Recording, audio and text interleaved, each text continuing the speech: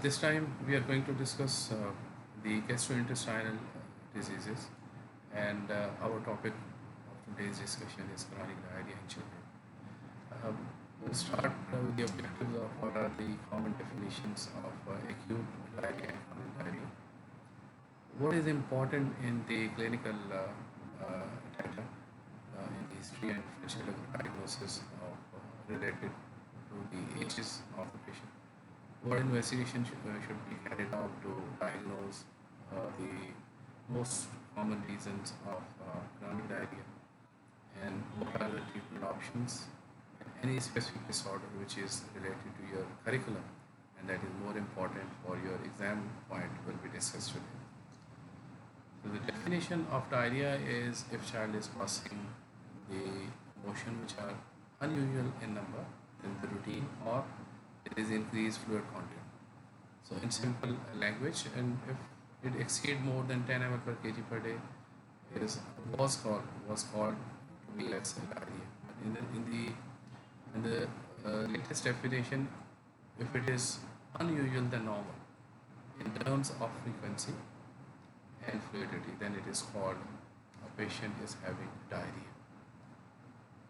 And the duration will decide the acuteness or chronicity of the diarrhea. If the patient is having diarrheal symptoms of less than 2 weeks, it is called acute diarrhea. And if it is more than 4 weeks, this is chronic diarrhea. Depending on the cause, persistent diarrhea is a persistence of acute diarrhea, which is usually infective, and chronic diarrhea in relation to the cause is usually a non-infective diarrhea, either a malabsorption syndrome or a secretory cause. So what we have defined is the duration of illness, which decide that this is a chronic version of diarrhea.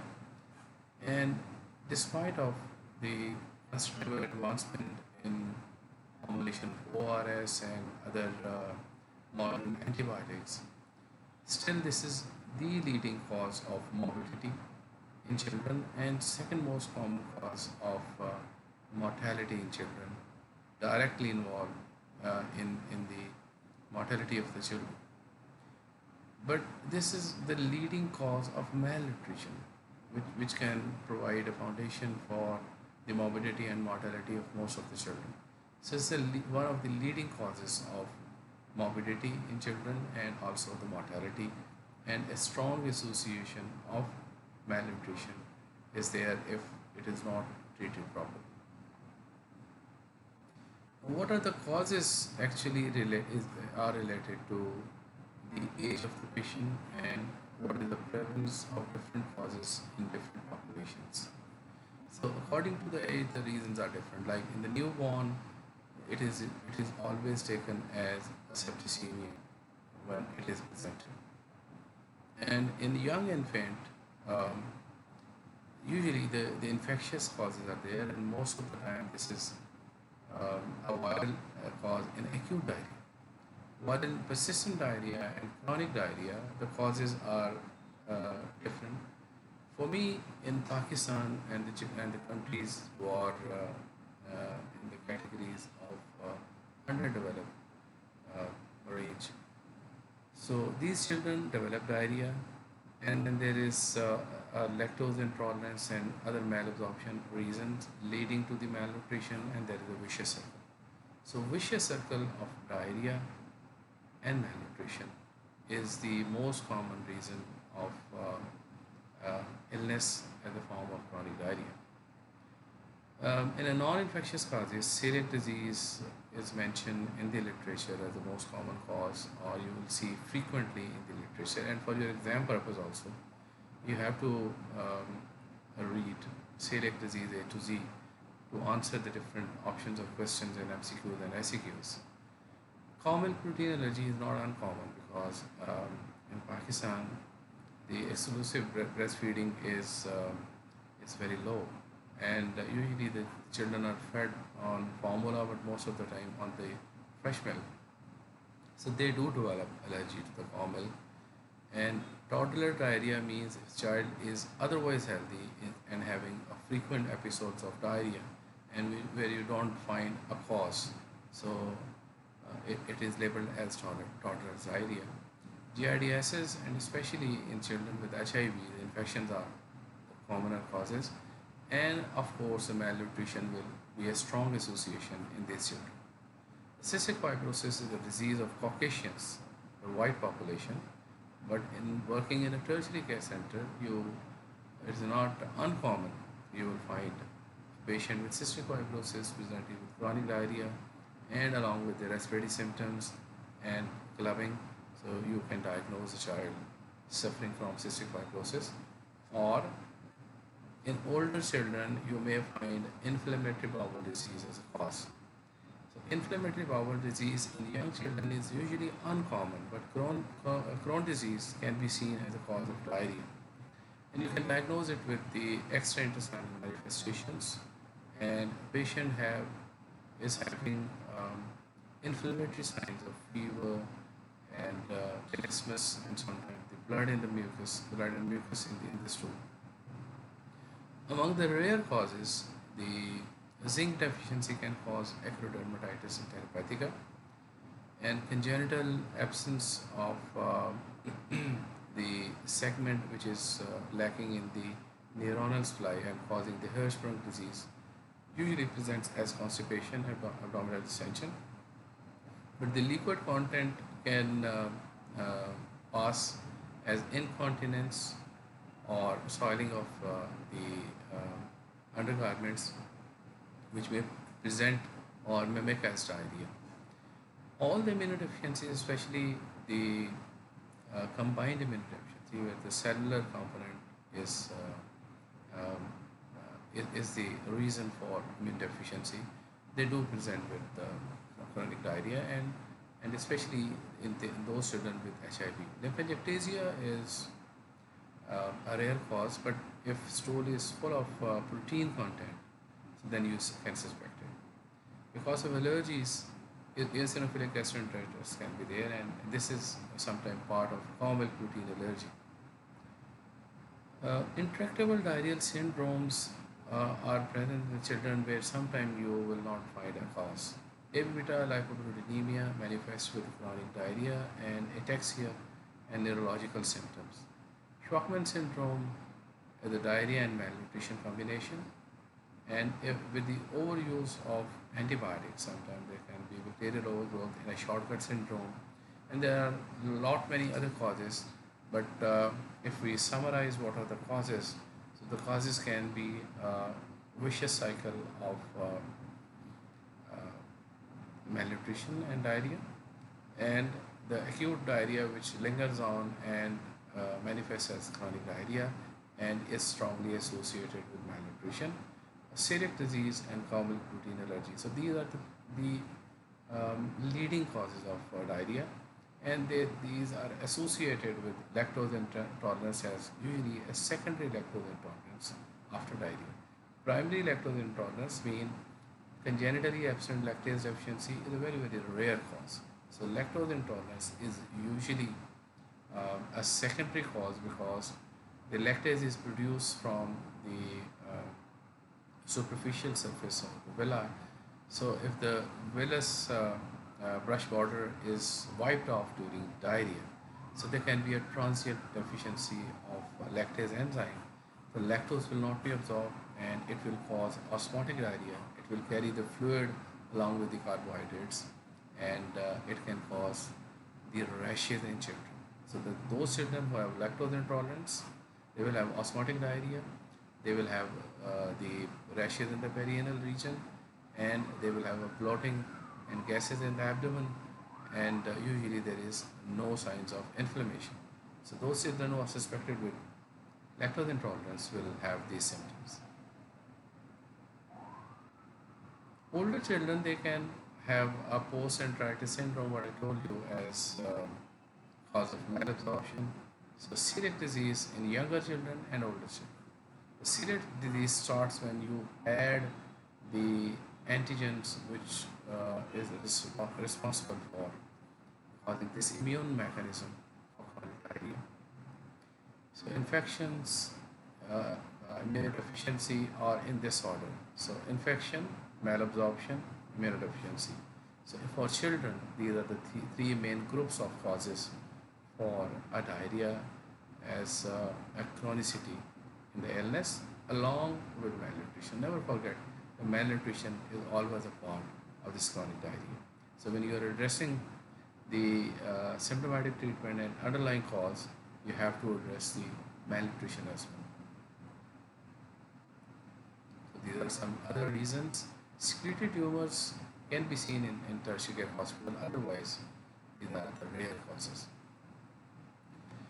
So the clinical data will lead to the cause of a diarrhea in a child who is around 6 months to 9 months old and who has been started with a weaning food. Those work has included with the uh, gluten diet, like wheat component. So those children will start diarrhea after introduction of this antigen, which is a gliadin protein in the wheat, and some other component of the diet like barley and the oats. So they will present with chronic diarrhea, usually without fever, and they are usually a lazy children who are not irritable, and 10% of them may have clubbing. So children who develop diarrhea after introduction of inciting agent, like it can be cow milk protein allergy. The children with a cow milk protein allergy, they have blood stained loose motions, and they are very irritable, and you can see the other component of allergy like eczema in these children. So the children who have cow milk protein allergy, the history will be leading to the component of the diet, and usually there is a blood in the stool. Eosinophilic component of the stool and blood will be increased, and you may find the allergy component in the skin as well. So stool character will differentiate between the secretory diarrhea and osmotic diarrhea. Secretory diarrhea means there is the features of inflammation which are causing the secretion of more electrolytes and along with the fluid to be passed in the stool. While osmotic diarrhea means there is lack of absorption of one of the component of the diet. It can be most of the time this is carbohydrate in the form of lactose intolerance, or in the diseases like cystic fibrosis and other diseases, it can be a fat malabsorption. The stool will be bulky, greasy, difficult to wash out, and they can be sticky as well. So these stool will feature the osmotic diarrhea, while in secretory diarrhea there will be a watery stool with tenesmus and sometimes blood in them. So by the history you can differentiate, and some of the reasons of the secretory and osmotic diarrhea are combined. So you may find the features of both. So, but taking the history and differentiating that the cause of diarrhea is secretory or osmotic, you can find the most common chronic disorder blamed for this disease. In the lab, you also are able to differentiate between osmotic and secretory diarrhea. In secretory diarrhea, number of osmoles and electrolytes are more than the osmotic diarrhea. So if a stool which is carrying the sodium more than 70, or the byproduct of sodium and potassium is more than the usual, this is usually secretory diarrhea. In osmotic diarrhea, the pH is less than 5, that means pH is acidic, and reducing sugar will be positive in case if it is the carbohydrate malabsorption.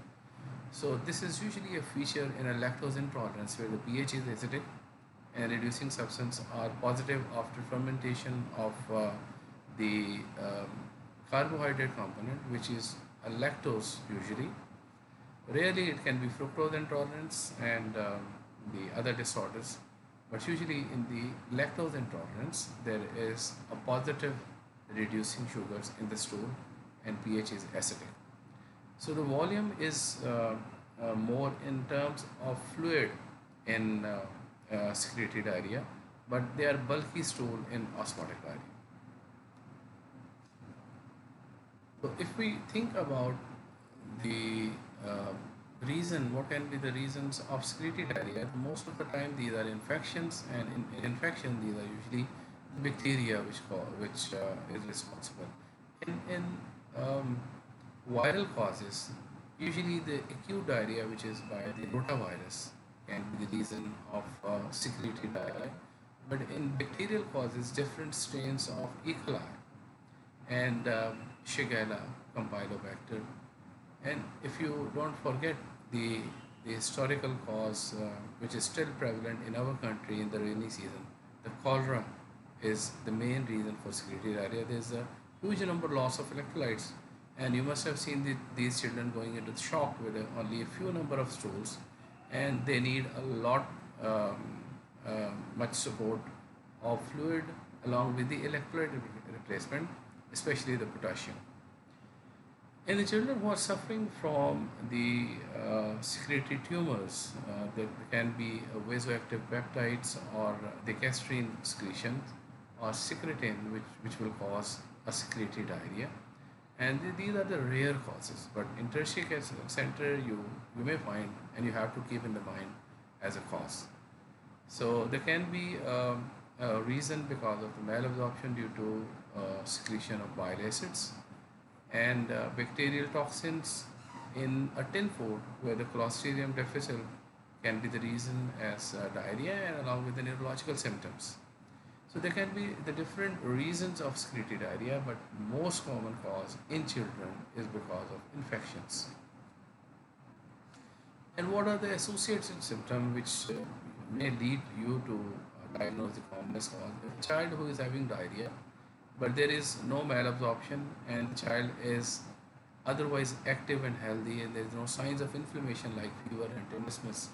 So these children have decreased transit time in the intestine, and they passes more than usual number of stool than other children. So this disease is called a toddler diarrhea. Other you might name it at unusual bowel habits rather than a diarrhea. So if the child is having abdominal distension, and remember, if there is a sign of growth failure, even there is no diarrhea, so celiac disease should be in one of the differential diagnoses. IBD in younger children is unusual, but I have seen and diagnosed a child of 6 months with repeated diarrheal episodes and at time blood mixed with the fever episodes and few extraintestinal manifestation with Crohn's disease. Um, Ulcerative colitis is usually not seen in before early adolescence and late adolescence, but Crohn's disease has a bimotor presentation. It can be seen in early age of children and then later on in as adolescent children.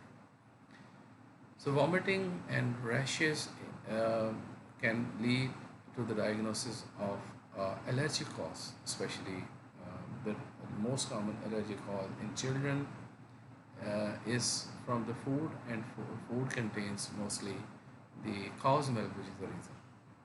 So we have discussed other reasons of diarrhea before.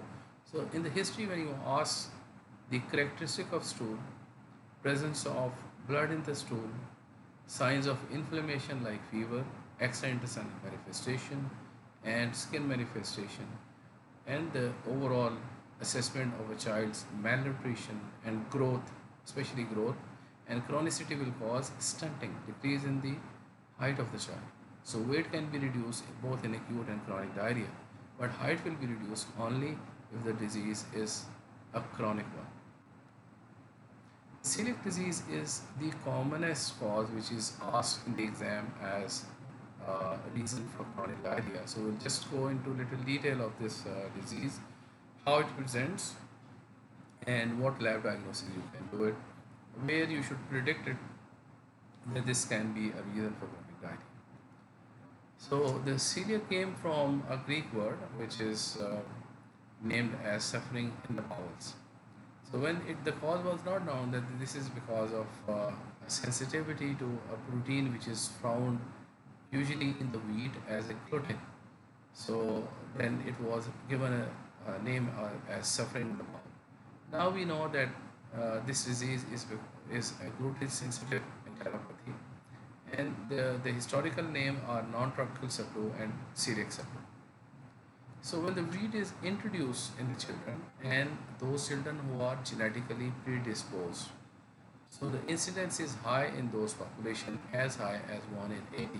So otherwise there is 3 to around 10%, you can say, the children may suffer in a high risk population, but the incidence can as high as 1 in 80 if the population is prone genetically to have this disease.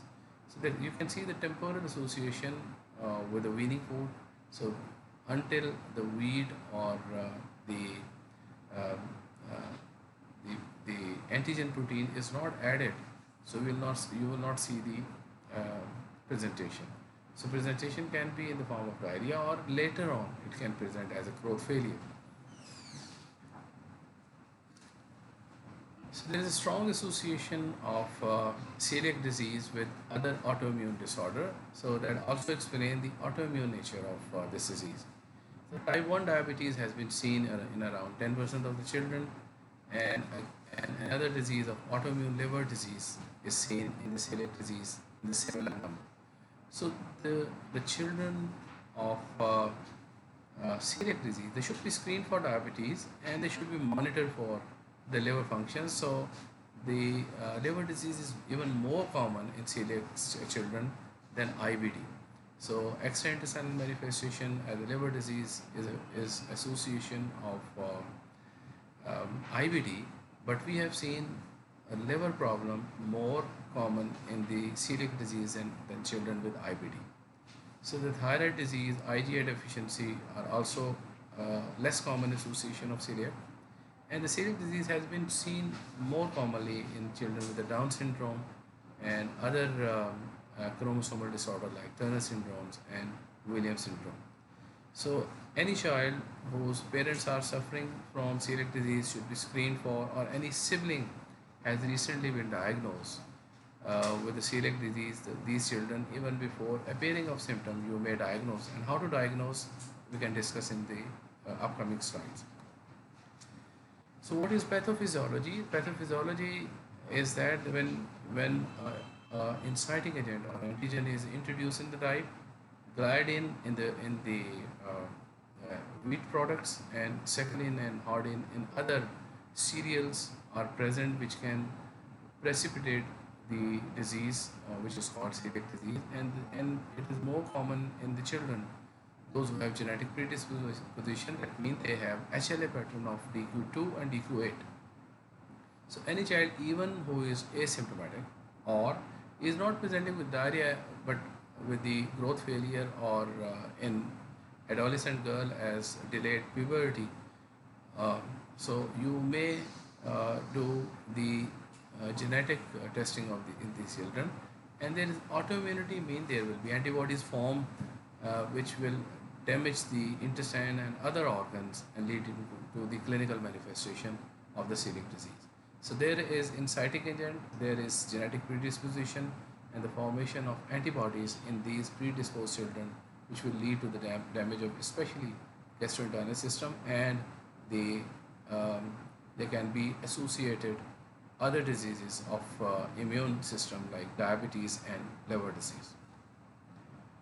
So in the diet, most common diet which causes the precipitation of disease is wheat, and in the wheat there is gluten protein, which is antigen, and in the rye and barley there are other proteins uh, which are there. Oats were usually thought to be safe, but prolamines have been found in some forms of oat, which sometimes causes um, the celiac disease. So in the diet, we should be careful in the families where the celiac disease is prevalent to choose the diet which contains gluten and other antigen proteins. So if we tabulated that gliadin in the wheat and rye, secalin in the rye, and hardin in the barley, and some of the oats also contain the antigen protein. So genetic predisposition, you must need to screen those children for HLA pattern of DQ2 and DQ8. So Other than antibody testing, the HLA pattern is a confirmatory of the diagnosis. So more than 90% of the celiac children, they do have this genetic pattern. So whenever you are screening the children with the antibodies level, or different antibodies have their specificity and sensitivity, along with that, if you do the genetic testing, sometimes you don't need to do the biopsy. So if you have done the antigen test and they are positive, antibody tests they are positive, along with the HLA testing, and that is also positive. And sometimes you don't need to confirm by doing the biopsy.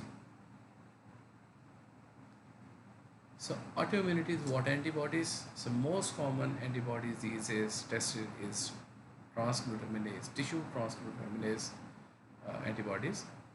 And if it is positive, you will do the anti-endomysial antibodies. If these two are positive, along with the HLA testing, so this is confirmatory of a celiac disease. So TTG is a strong, sensitive and specific test for screening tool. So anti-endomysial test as adjuvant tool and confirmation if these two antibodies are present along with the HLA pattern. So anti-gliadin antibodies were taken as a screening tool before, but their sensitivity was low, especially specificity was low.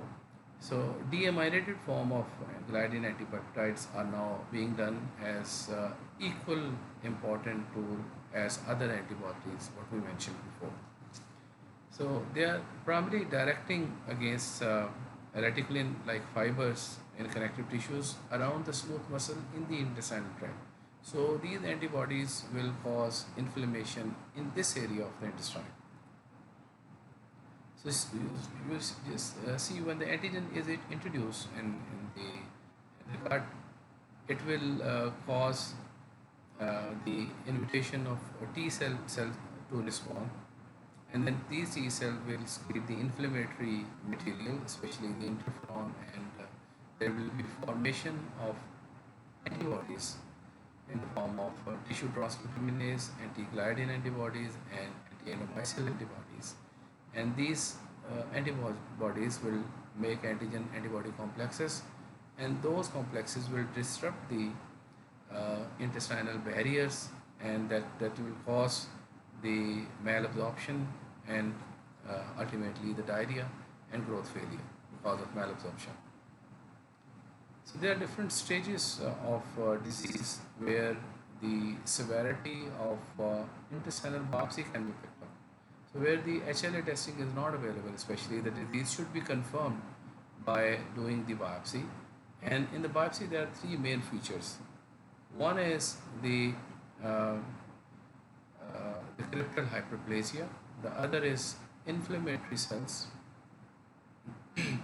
Inflammatory cell present in the submucosal part of the intestine, and the surface portion will be flattened. So there will be cryptal hyperplasia, and the surface of the intestine will be flattened, and there will be inflammatory cell. These main three features are diagnostic of the biopsy in a child with celiac disease. And how it can do it, you can take the sample from upper intestine like the duodenum or jejunum, and then you can send for histopathology.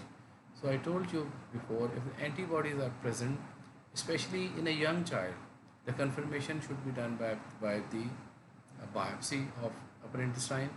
And in this young children, infants, they can have differential causes with the similar pictures of intestinal biopsy. So it is recommended as in early childhood, they should be given a re-challenge of this diet, and then they should be reconfirmed that they are suffering from celiac disease, because once a patient is labeled as celiac disease, he is celiac for lifelong. So there should be a dietary restriction of antigen protein for the life. So another pictorial picture of that their villi are blunted, and there is cryptal hyperplasia and inflammatory cells, especially the lymphocytes, are present in the submucosa. So, what are the presentation of celiac disease? Also, they are common in other causes of chronic disease. So, chronic diarrhea, that diarrhea means more than 5 months, more than 4 weeks in a child who is receiving a diet containing the antigen, or they can present as a failure to thrive. So, failure to thrive and diarrhea are most common presentation of this children. Emotionally, they are lazy children and they are fatigued. They are not irritable. In IBD, the children are usually irritable. They have tummy aches. Might be they having vomiting, but unusually. And at times, constipation can be there, but usually in those children who are not presenting with diarrhea but malabsorption and stunting. Anemia, which is not correctable with iron deficiency, or iron deficiency as a comorbidity is there. So in adolescent children, sometimes they do present only with the delayed puberty. This is a tabulated presentation of the ideal symptoms and other presentations of celiac disease. You can say that the failure to thrive along with the diarrhea is very common, delayed puberty, iron deficiency, anemia, and you may find the associated diseases or problems along with the celiac disease, and vice versa. Like you can diagnose celiac disease in a patient who is recently diagnosed with diabetes mellitus or autoimmune thyroid disease. You can screen those children for celiac disease, and there is also chances of positive disease in these children. So see, there is abdominal distension, a pot belly, and the child is having a short stature and failure to thrive. So these children have a malnutrition with the loss of bulk of muscle in the gluteal region, or the child can present as growth failure with the abdominal distension. The common association with the celiac disease is a skin manifestation which is called dermatitis herpetiformis. So in those children who have dermatitis herpetiformis, so 80% of the chances that they will have celiac disease. And 10% of the children with the celiac disease as an initial diagnosis may present with the skin manifestation of dermatitis herpetiformis. Erythema nodosum is a common association with IBD, but it might be seen in children with celiac disease. This is a picture of a child with dermatitis herpetiformis. You can see the ulcerative lesion, a small lesion, a generalized lesion in the form of crops, and any part of the body is involved, but usually on the extensive surfaces you can see the crops of lesions which can be crusted or ulcerated, and even the palms and soles can be involved. And because of deficiency of vitamin B12 and other factors, the neurological manifestation are usually there, but it can be a presentation with the celiac disease. And because of malnutrition, the bone can be demineralized, and in younger children as rickets and older children, it can be osteoporosis, and with that, secondary hyperparathyroidism will be manifested.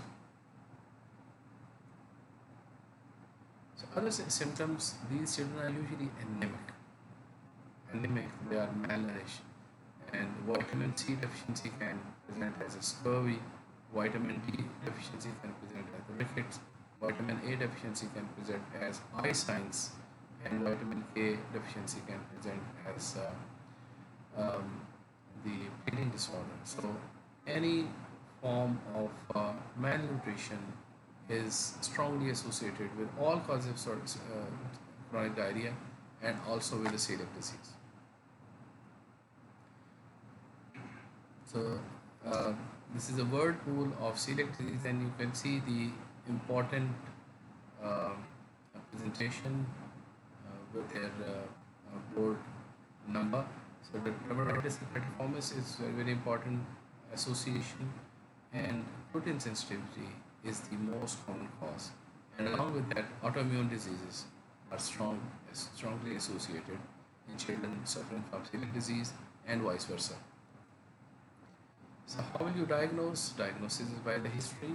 Usually there are no signs of inflammation, and malnutrition is a common association. Growth failure is there along with the chronic diarrhea, and you can screen the children with the antibodies, and three antibodies we have discussed. One is anti-collagen antibodies, tissue transcriptase antibodies, and anti-endomycin antibodies. So genetic testing of HLA pattern DQ2 and DQ8 is a strong confirmatory test for this children, and wherever you find a difficulty in diagnosis, or there are differential diagnoses, a duodenal biopsy by doing the histology you can confirm. And there are three features, which are the villous atrophy, cripple hyperplasia, and inflammatory cell in the submucosal area. So these features are necessary to diagnose or label a child with a celiac disease, because once labeled as celiac, they are ever celiac. So other than these diagnostic tests, the anemia should be screened and measured, and the cause of anemia should be investigated. And other tests are doing the stool examination to confirm the malabsorption, especially of the lactose intolerance. These children should be screened for IgA deficiency, and of course, the biopsy is confirmatory in those children where the genetic tests are not available. The serological tests I have discussed already, and in the children where the most important antibody which is used as a screening tool is anti-tissue transglutaminase antibodies. If the level is more than 10 times than the normal or reference value, then this child should be tested for HLA testing. If HLA is positive, along with the high titer, then that means this child has been confirmed.